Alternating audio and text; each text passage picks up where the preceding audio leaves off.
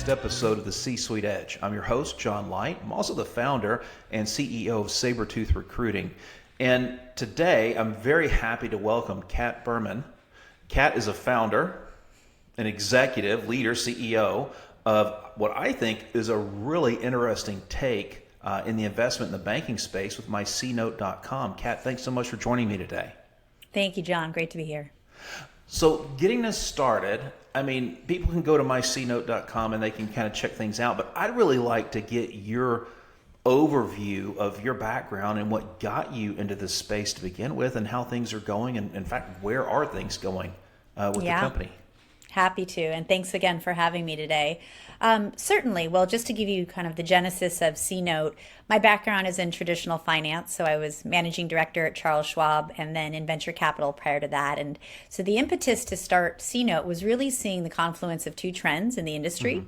One was we were seeing more and more investors, specifically institutional investors, but also individuals, want to do interesting things with their portfolios. And when I mean interesting things, I mean things like invest in very specific geographies or invest in things that aligned with their values.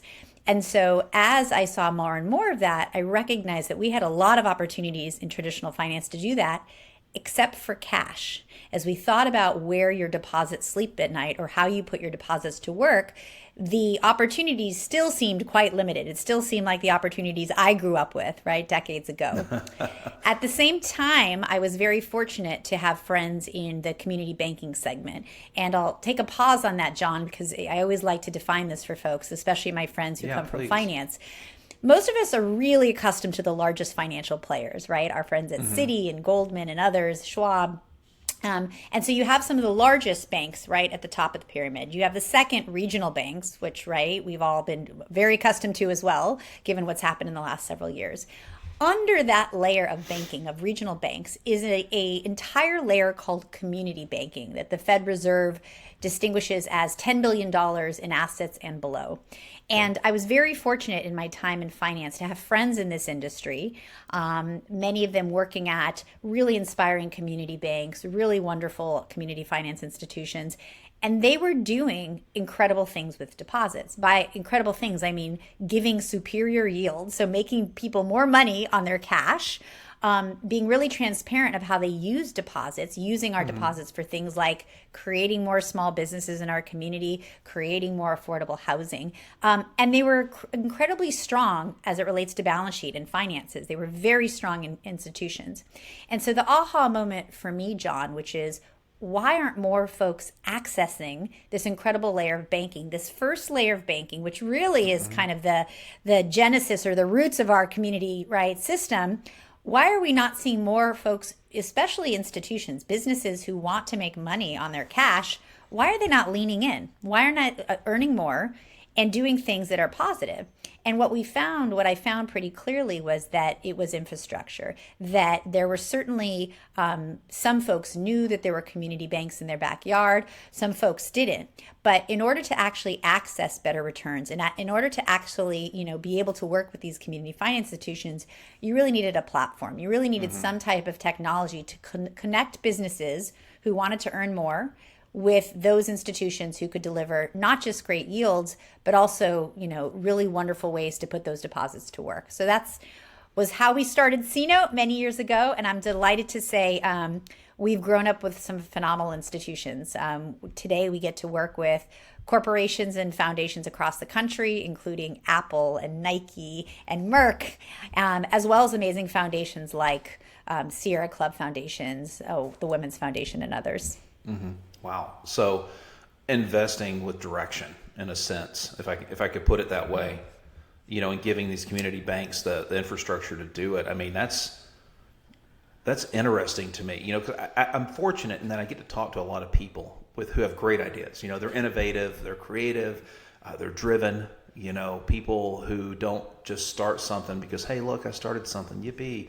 They're people who want to address a problem. And that sounds like something that needed to be addressed because, I know I come from a relatively modest-sized community when I was growing up. And I've been in a large metro area or two predominantly the whole entire adult life. And except for a handful of years. And so access to your BOA, your Wells, your Chase, your whoever is simple. It's there, and they advertise, and they're on street corners as ubiquitous as coffee stores, it seems like. But you drive to some of these smaller towns and you see something that's literally called Community Bank or Horizon Bank and Trust or whatever it might be. And you're like, well, who are these guys? Because in the back of your mind, you're like, well, they're smaller because they're not connected, or they're smaller because they're more expensive.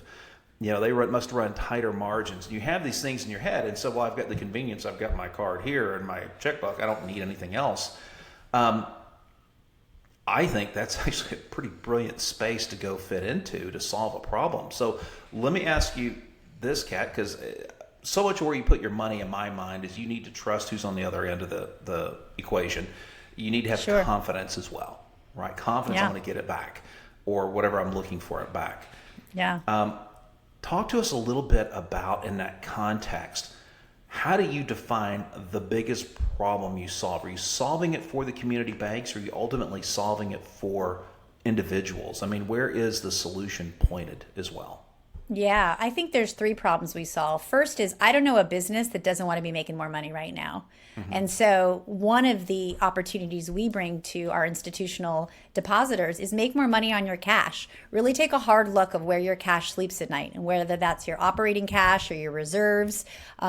How is that going to work? And like you said, many of us go to default mode, where we just picked the one major bank that advertised, or the major bank that our parents grew up with, and that's where our deposits sleep. Right. But if you're listening and you're running a company, or you're an individual sitting on cash, rethinking that, especially when you know you could be earning more, now is a good time, especially because you can do it fully FDIC insured. So I think the first is, how do we actually activate cash and earn more dollars on our deposits, right? I think the second is, many of the institutions that we work with see this as a brand opportunity as well. Because if you think about it, we're able to move deposits fully FDIC insured back into these communities. And it could be communities where your business is headquartered. It could be where the communities where most of your clients are.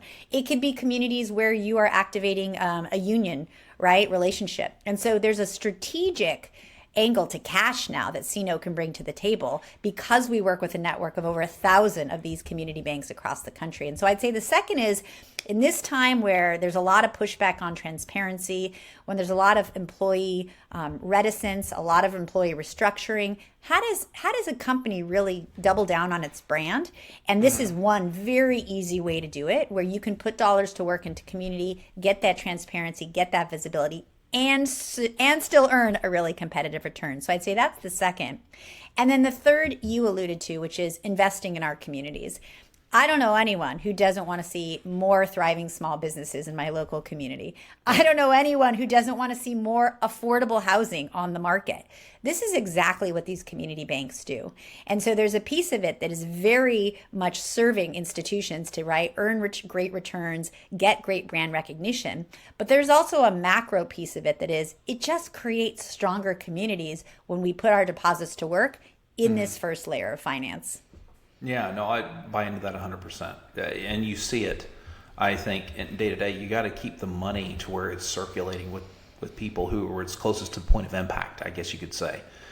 It's kind of like, I'm not a big fan of companies, or governments for that matter, making decisions from on high for individuals who are far away. I'd like to have the decision as close to the impact point as possible.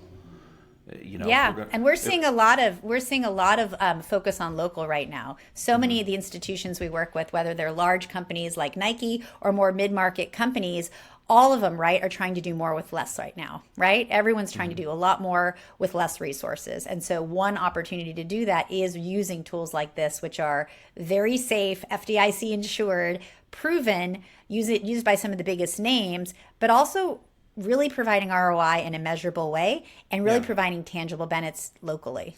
How long have you been doing this now? So we've been around about 8 years. Okay. We started off on this journey really focused on individuals. How do we get individuals to earn more on their cash through the power of community finance? And then we moved naturally into advisors, foundations, and corporations because we found so many businesses had a similar concern as you and I. They wanted to see their cash put to work in a really strategic way. Safety, number one, capital preservation, number one, Sure. but then things like liquidity and yield, number two. And so the opportunity to add a new dimension, which is, oh, wow, I can not only get all that and be putting it to work in a way that I'm proud of, be put it in a work that right, increases my brand equity, be putting in a work that actually, right, something I want to express to my employees. That's Right. really powerful. So that was really the evolution. Okay, so question. You talk about putting it to work in the local community, and you talk about Yeah. the foundations and other groups that you work with. So obviously there's a connection there, be it the Sierra group or be it, some other group. Maybe it's Make-A-Wish, maybe it's whoever. How much direction does the institution or the individual have relative to that? I mean, can you say, hey, I want this to go to X or to be invested in Y, or how does that work? How do you get past being limited? Like, is it Volvo or Subaru where you have, or Honda, I forget, you'd have 4 or 5 charities, and every time you make a purchase, you can pick one and a piece of that purchase goes to the charity. But, this sounds like it has a much broader bandwidth side to side. It does. That. Yeah, absolutely. So one of the things our platform has been able to do is really highlight how your deposits are going to work. So if we can outperform you on the yield side, if we can earn you great returns, if we can make sure it's fully FDIC insured, if we can make sure that it's got that flexible yield, maybe you need overnight, maybe you need, duration, how else can you put it to work? And we can get very custom in answer to your question. So we work with a lot of companies that want to do this geographically, right? They say, great, I'm expanding in the Southwest, and so I'd love to put some deposits to work there. Or perhaps I'm seeing some, right, employee upset in a certain part of the country. I want to put deposits there. And then we also see it across thematic, right? We see it across corporations who are very forward on their corporate values. Maybe they're targeting net neutral goals. Maybe they're really wanting to support women economic empowerment. So whatever those corporate values are, at CNote, we don't tell you what to believe in or what to invest in. We really try to match and say, you have shared publicly, like, this is what you believe in. How do we double down on that in a way that is so easy for your team? You don't have to hire anybody new. You don't have to create a new, right, line item. You literally are just using the power of your deposits and where they sleep at night to activate better returns and a stronger brand message. No, I appreciate that, because I'm one of those people where I don't like having limited choices, right? I like to have bandwidth and who knows, maybe sometimes just take a header and go to the left, go to the right, go forward, go backward. But also, I think a lot of people can get very passionate about what they believe in, and it's good to have an avenue to kind of put your money where your mouth is. And it's even better if putting your money where your mouth is helping small businesses and communities. I mean, dirty little factoid, the last time I saw it updated was 23 or 24, if I remember correctly. 99% of all new job creation in the United States occurs in companies with less than 500 headcount. And as you start going further down from that 500, you're getting into companies that are often driving deep roots in the community. They're the ones who, I don't know how it is where you are, but where I am, there's this little town that we're renovating a house in right now. And it's, population's 1,600 in the city limits. And you can still get a calendar for your wall. And it has a page, or each page of the calendar around the edges, all these local companies buy little squares. Here's the hardware store, here's the local banks, here's the insurance person, Here's Subway, here's, the pizza place, and it's all around there. And if you imagine, you keep putting money into places like that, they don't get left behind from the economic largesse that's so abundant in this country compared to other parts of the world. So I think it's a pretty nice message you're putting out there that, hey, yeah, your returns may be incrementally better. Right, let's face it. If you're depositing stuff, you're not going to go from making 2, 3, 4% to 19 or 20 or anything of that nature. But I will tell you, we work with quite a few foundations and corporations who are making something around 2%, or right. Like, it depends who your relationship is and what you're using the money for. And we are outperforming right now. And so while it's not right 2 to 18%, you're right. Those dollars can add up when you're talking right anywhere from 40 to 200 bips. Yeah. And I also wanted to, John, I was just going to. I was going to say, that was my point, is that those incremental gains, you look at it and you think, oh, well, that extra point isn't worth it, or the extra half point, whatever it is, whatever basis points. But when you look at it over time, it adds up to big differences. That's precisely right. That's precisely right. And I always say we're in the business of economic opportunity for individuals and institutions who work hard to grow their business, and they need every tool in the toolkit, right, to stay sustainable and to grow. And cash is often an underutilized tool. So economic opportunity for those growing businesses and economic opportunity for our communities, right? The ones where we live and work, the ones where we rely on getting the job done and recruiting great employees. And so it's really the business of economic opportunity. I also wanted to highlight on your earlier question of risk, because I think that's a brilliant question. And you really touched on an important point, John, around perception. When I entered this market and I had friends in the community finance and community banking space, as a woman in finance, my perception of risk was similar, which is, okay, smaller must be higher risk. Right. The fact that I haven't seen them plastered on billboards must be, right, higher risk. And what we found, and there's actually a fantastic white paper I can share with this audience around this, is in fact, this layer of community banking is some of the most conservative, financially stable, safe in the entire banking industry. And the reason they are is because they are much more conservative with their balance sheets. And so when you think about where to house your deposits, you can now put it to work in an institution that, again, is doing on lending, that is very tight conservatively, that is very highly regulated, right? And that's been around for decades, versus an institution where you have no idea, right, how those deposits are being put to work. I will also share at CNote, we are an AI-powered technology. And so for us, it's really capturing the power of AI to do things like flag risk signals, right? To do things like make sure we are taking and analyzing unstructured data, public filings, news, and so we can capture some of those issues and monitor much more tightly using the power of AI, track financial health indicators, run stress scenarios. So now is the time in history where we can really look across our over 1,000 community finance depositories and say, how do we get your deposits into the safest, right, most high performing place possible and deliver on that promise on doing good things with it. Okay. I've got about 103 other questions. But I know we're bumping up against the wall at time. Maybe we need to continue this conversation at some point in the future. But Kat, for people who do, kind of like me, have a lot of other questions, what's the best way for them to find you, to find your website, get in contact and have a conversation? Absolutely. I would say if you're an individual or a firm that is looking, to maximize dollars, those cash deposits, I would send a note to explore@mycnote.com. That's mycnote.com. We have a phenomenal team that can answer many questions around this layer. And I think the beauty is how much we're seeing this proven out. Because we work with so many different individuals and corporations across the country now, we can also share some case studies of what it looks like depending on size of firm, size of assets. How could this go to work for you in a way that is easy? And I'd probably want to end on that point, John. If I've learned anything in this journey, you have to make it easy.